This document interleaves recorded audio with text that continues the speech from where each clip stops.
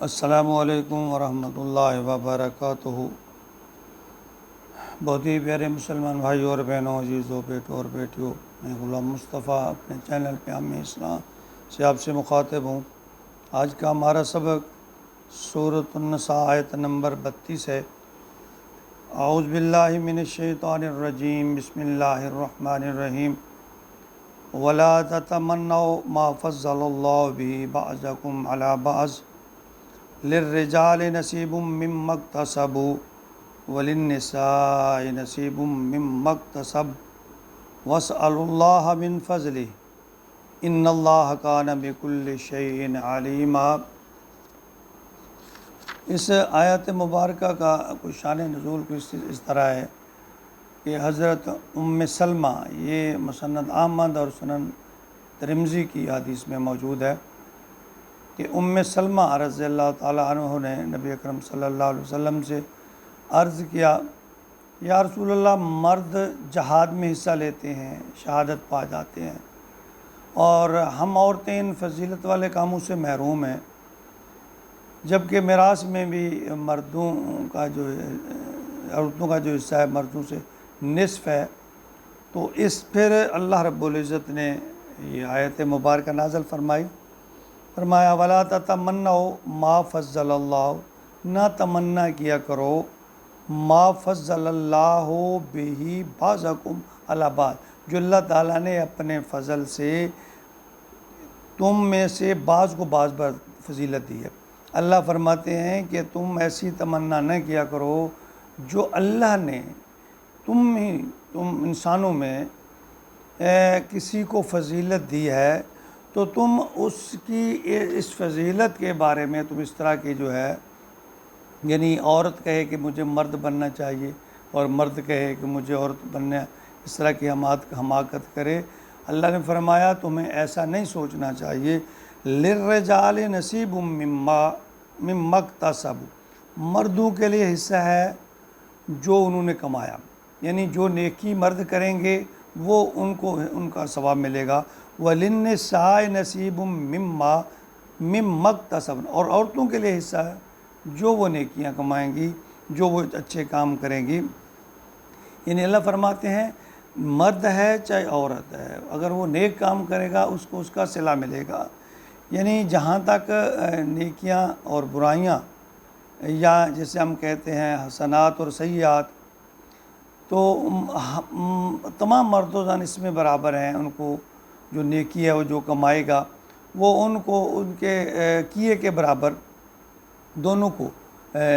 جو ہے وہ حصہ ملے گا۔ اب بعض معاملات میں عورتیں مردوں سے آگے نکل جاتی ہیں اور بعض معاملات میں مرد عورتوں سے آگے نکل جاتے ہیں، تو یہ اللہ تعالیٰ کی ایک دین ہے۔ جس طرح کہ حضرت خدیجہ، حضرت عائشہ، حضرت امی عائشہ رضوان اللہ تعالیٰ اجمعین، ان کے بارے میں قیامت میں لوگ رشک کریں گے جو ان کی خاک کو بھی نہیں پہنچ سکتے۔ اور اسی طرح مرد ہیں، مرد کو اللہ تعالیٰ نے کچھ چیزیں دی ہیں، مثلا وہ جنگ میں واقع اس میں ہے کہ وہ جنگ میں جاتا ہے، تو اللہ نے فرمایا تم اس پر رشک نہ کرو، تم اس پر یہ نہ کہو، اس کی تمنا نہ کرو۔ یہاں پھر اللہ تعالیٰ نے ایک اور اصول فرمایا کل یعمل علی شاکلۃ بنی اسرائیل کی آیت نمبر 83 میں یہ اللہ رب العزت نے فرمایا کہ اب کہہ دیجئے کہ ہر شخص جو کام کرتا ہے وہ اپنے شاکلہ کے مطابق۔ اب شاکلہ کیا ہے؟ شاکلہ وہ صلاحیت ہے جو اللہ رب العزت کسی کو عطا کر دیتے ہیں۔ اب دیکھیں، ایک آدمی نابینا ہے، ایک آدمی بینا ہے، وہ اس کی صلاحیت کے مطابق، اگر ایک آدمی کے ہاتھ پاؤں نہیں، وہ چل نہیں سکتا، وہ مسجد نہیں جا سکتا، تو اللہ اس کو اس کی کیپیسٹی کے برابر اس پر بوجھ ڈالیں گے اور اسی کا اس سے حساب لیں گے۔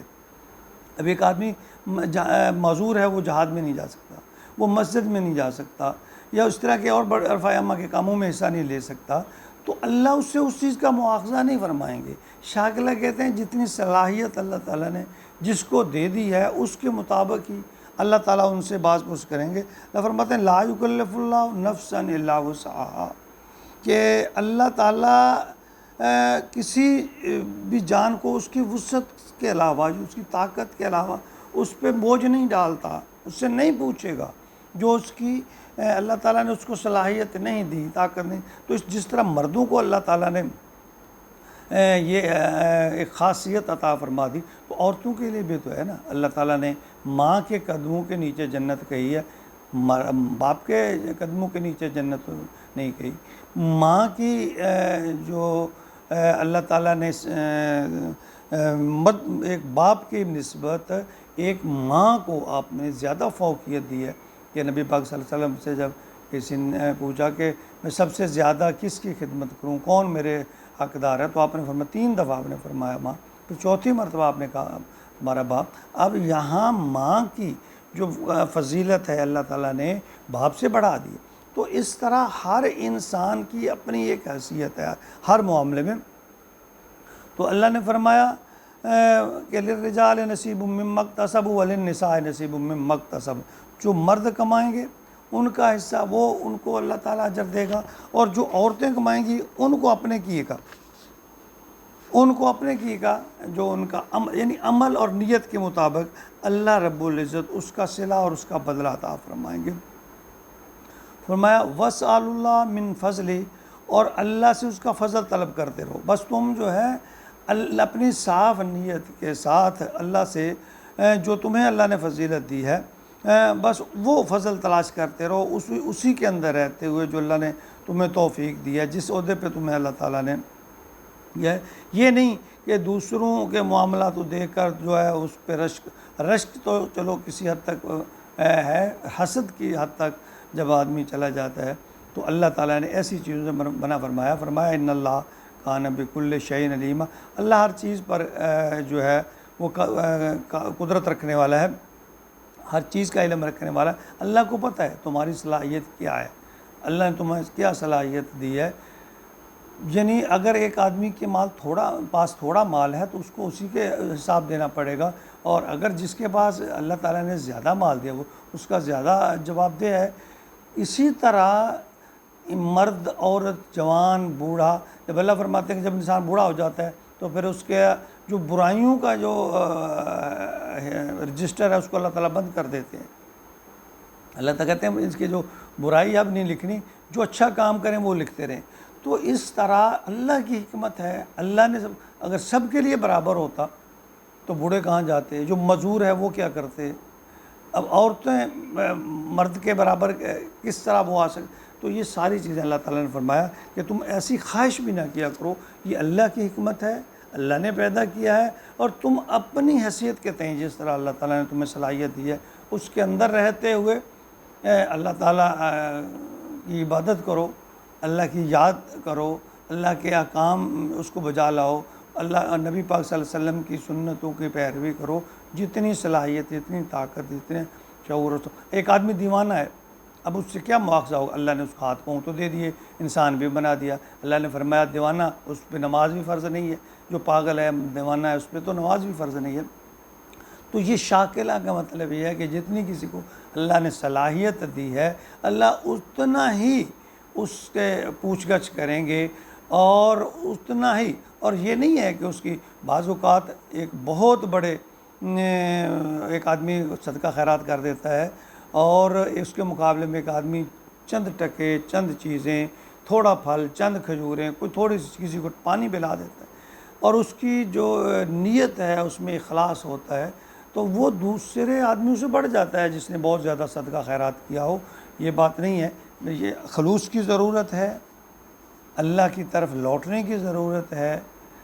تقوی پیدا کرنے کی ضرورت ہے۔ جب یہ چیزیں عاجزی، تقوی، خلوص پیدا ہو جائے گا تو تھوڑا عمل بھی اللہ تعالیٰ اس کو بڑھا دیں گے۔ اللہ رب العزت ہمارے اندر تقوی، عاجزی